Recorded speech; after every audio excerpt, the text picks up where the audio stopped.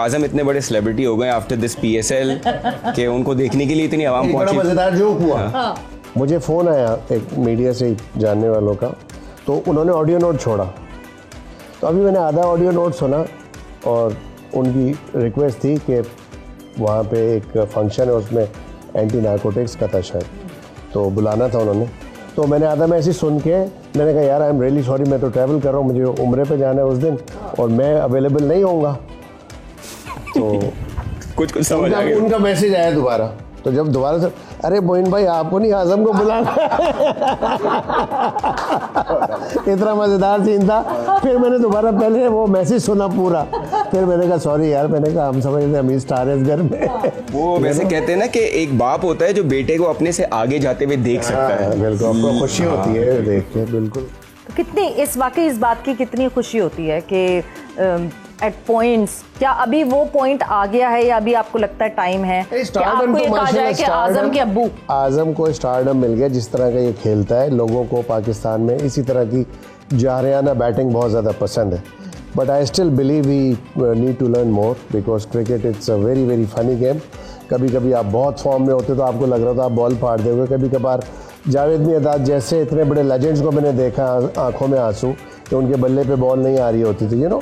So it's a routine matter, like कि आपको consistently every day same routine पे through out your career मेहनत करनी पड़ती till your like retirement comes, you know. मुझे जो सबसे ज़्यादा खुशी होती है वो जितना इसके अंदर टैलेंट है, जितने बड़े बड़े छक्के मारते इतने तो मैं भी नहीं मारता। मैं एग्जैक्टली मैंने ये कहा ना कि ठीक है कीपिंग पे तो अभी हम कहेंगे कि और पॉलिश हो over the period of time आपके साथ साथ, मगर बैटिंग बिल्कुल मतलब वो जो कहते हैं ना जब तक आजम क्रीज पे है तब तक डर है कि हाँ जी कुछ भी हो सकता है। अभी तो आपको अब मौका मिलता है घर के साथ ईद मनाने का, बच्चों के साथ, फैमिली के साथ, मतलब in your cricketing days obviously cricket चल रही होती है, ईद भी साथ साथ ईद टीम के साथ मनाई जाती है।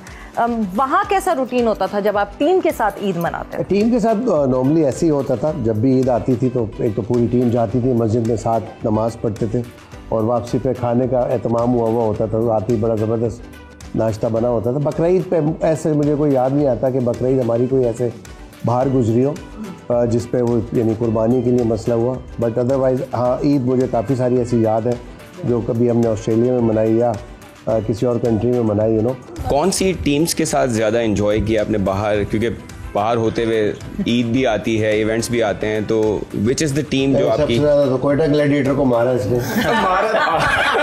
आएंगे इस पे डिटेल से आना है। नहीं देखिए, अगर किसी के खिलाफ खेलने का मजा आया तो आई थिंक वो कोयटा ग्लैडिएटर्स थी।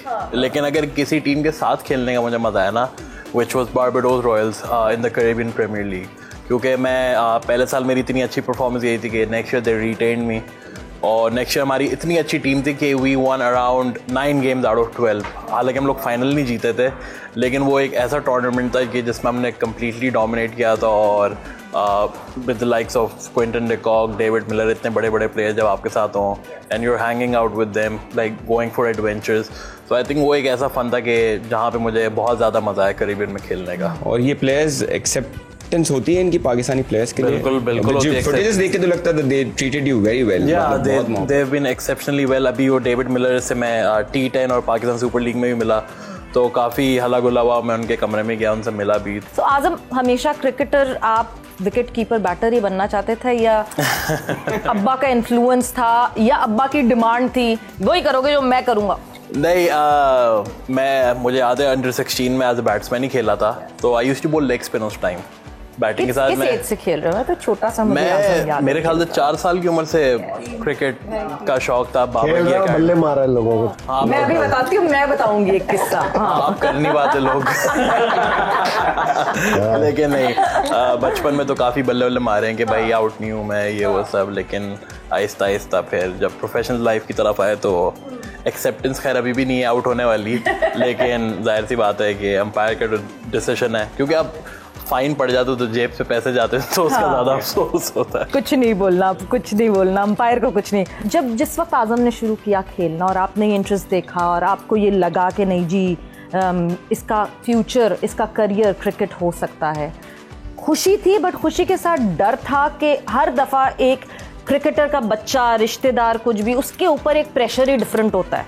उस प्रेशर से मेरी औलाद को गुजरना पड़ेगा? You started preparing him before hand या वो डर था कहीं? पहली बात तो ये है कि इसका जो टैलेंट तो फाइंड आउट किया था वो इसके ताया ने किया था, नदीम खान ने, जो खुद भी टेस्ट क्रिकेटर है। उसने ही मुझे, नदीम ने बताया था कि भाई इसको देखो ज़रा, ये उस वक्त 14 साल का था माशाल्लाह।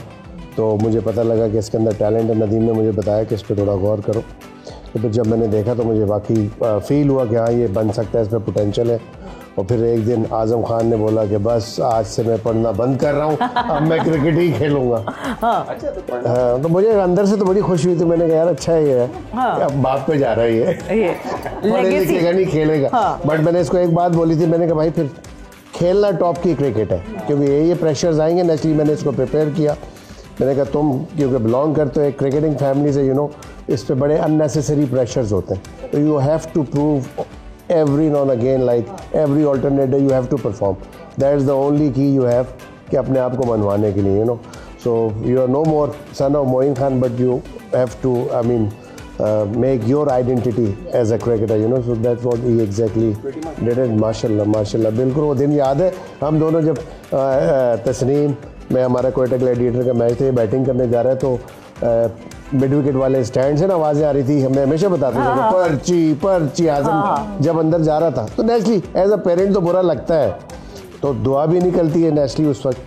तो माशाल्लाह कोई घंटे डेढ़ बाद जब ये वापस आ रहा था, तो फिर अब आज़म ये आज़म के लिए भी एक बहुत बड़ा लेसन था, दैट उसने प्रूव किया अपने आप को। वो नेचुरली जिस वक्त मैं भी खेलता था तो बहुत ज़्यादा प्रेशर होता, बहुत सारी ऐसी इनिंग्स हैं प्रेशर में होती थी, तो वहाँ पे आपको एक करेज मिलती है, कि अगर इस मौके पे आप परफॉर्म करेंगे और तमाम ऑड्स के खिलाफ आप जब परफॉर्म करते हैं, देन यू फील गुड, आपको मज़ा आता है, then you feel good from inside कि यार मैंने कुछ किया है, और जो PSL में परफॉर्मेंस थी उसके बाद आज़म ने जो एक सारे जो क्रिटिसिज्म थे उनको जो नेगेट किया था, वो भी बहुत पॉपुलर हुआ, और वो शायद यंगस्टर्स के लिए बड़ी learning. That was back in 2020 कि जब मैं तीसरा साल मेरा कोयटा ग्लैडिएटर्स के साथ, क्योंकि दोनों साल मैं बाहर बैठा था, तो तीसरे साल बाबा ने मुझे तड़ी दी कि भाई इस साल तुम बाहर हो। तो मैंने कहा नहीं भाई, इस साल थोड़ा काम करके रहेंगे अपने ऊपर। तो वो चीज़ें मैं लिख लेता था दीवार पे, लेकिन तो फिर वो बाबा ने बोला कि भाई इसका कोई फ़ायदा है नहीं, कि जब तक खुद नहीं करना चाहोगे। तो वो बात हिट करी, जाहिर सी बात है। तो उस दिन के बाद से आई थिंक चीज़ें चेंज की अपनी ज़िंदगी में, अपनी प्रैक्टिस वगैरह में। तो but how tough was it Azam शुरू में? देखें सोशल मीडिया इस वक्त, तो हम एक ऐसी उस पे ना कि हर बंदे को हर किसी के ऊपर बात करनी, अपनी सब छोड़ के दूसरा क्या कर रहा है उस पर बात करनी। एंड जितना टॉक्सिक इस वक्त ये सोशल मीडिया है, ये तो बहुत ही मुश्किल है, specially for the people who are celebrities. कितना मुश्किल था? How tough was the starting जब ये शुरू में सब हुआ? Were you always thick skinned या over the period of time you develop?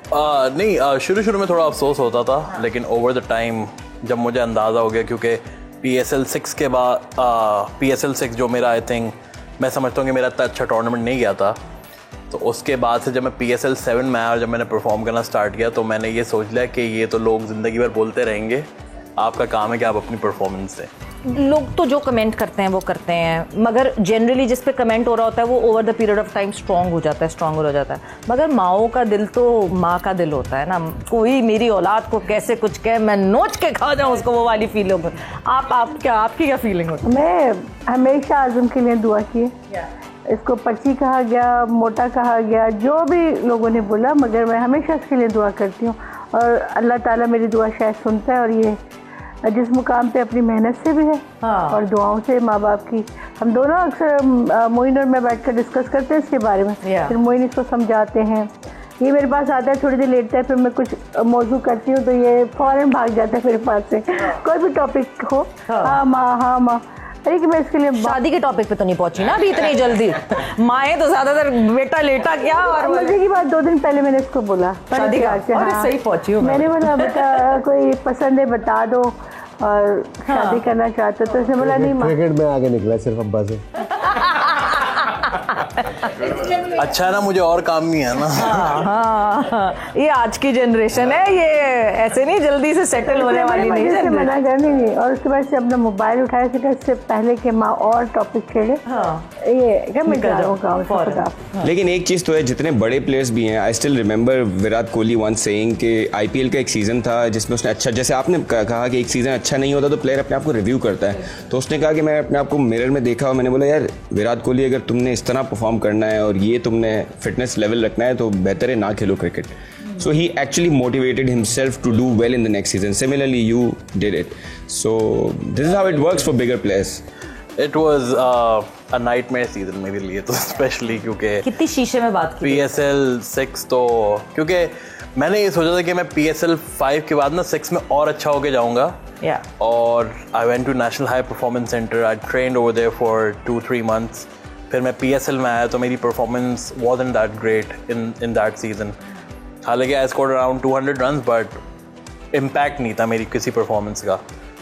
Then I got a call for the Pakistan team. लेकिन वहाँ पाकिस्तान टीम से जब मैं ड्रॉप हुआ ना, after like getting 2 games, तो मैंने कहा नहीं भाई ऐसे तो नहीं हो सकता। तो the very next season when I played for Islamabad United, तो वो बड़ी एक डिबेट थी उसके पीछे कि इसको आप ट्रेड करेंगे या नहीं करेंगे, but in the end I wanted myself to go in the other team because मैं चाह रहा था कि मैं एक दफ़ा बाबा के शैडो से निकल के देखूं कि मैं खुद क्या कर सकता हूं अपने लिए। So it worked out for me and I think that's like the smartest decision of my life अभी तक का। मेरी टीम में भी खुद ही करते थे, मैं थोड़ी पुश करता। आप क्या डरा के रखते थे? आप क्या करते थे आप? मतलब यूजुअली नहीं, वैसे यूजुअली ना ये फादर्स ये करते हैं साइकोलॉजी। भाई आपके जब फादर ड्रेसिंग रूम में ही बैठे हो ना, या तो ऐसा हो कि क्राउड में बैठे हो या कहीं बैठे हो, इट्स अ डिफरेंट स्टोरी। क्योंकि sitting in the dressing room in the dugout. Sorry cut कर रहा हूँ, अब्बा अगर तुम्हें नसीम शाह को स्वीप करते हुए देखते तो शायद डांटते तुम्हें कि भाई क्या शॉट मारा है तुमने, स्वीप करके 6 मार दिया उसको यार। वैसे ये ज्यादा पुश करता था आपको, ये कमबैक वाला आपका, और जो राशिद लतीफ की म्यूजिकल चेयर चलती थी, was that your main pushing? शायद आप राशिद लतीफ उस इक्वेशन में ना होते तो उससे इतना बेहतर खिलाड़ी ना होते। मैं मोस्टली जब भी मैं ड्रॉप हुआ तो या तो कोई पॉलिटिक्स होती थी या कभी परफॉर्मेंस नेचुरली आपकी हो जाती थी। अनफिट कभी नहीं हुआ कैरियर में, तो मुझे फील होता था यार मैं क्यों, जब मैं फिट हूँ तो मैं बाहर नहीं होना चाहिए, मेरी परफॉर्मेंस में कंसिस्टेंसी होनी चाहिए ना। तो मैं बहुत मेहनत करता था, मोटिवेशन मुझे यही मिलती थी कि नहीं मैंने प्रूव करना सबको रॉन्ग, जिन्होंने मुझे बाहर किया, क्योंकि मेरे सारे दोस्त थे टीम के अंदर, तो जब ड्रॉप होता था नेचुरली उसमें भी दोस्तों यारों का हाथ तो होता होगा ना, एग्री कर जाते थे कि हाँ यार इसको बाहर कर दो या राशिद को ले आओ। बट एट दी एंड फ़ायदा पाकिस्तान को होता था, हम दोनों परफॉर्म करते थे।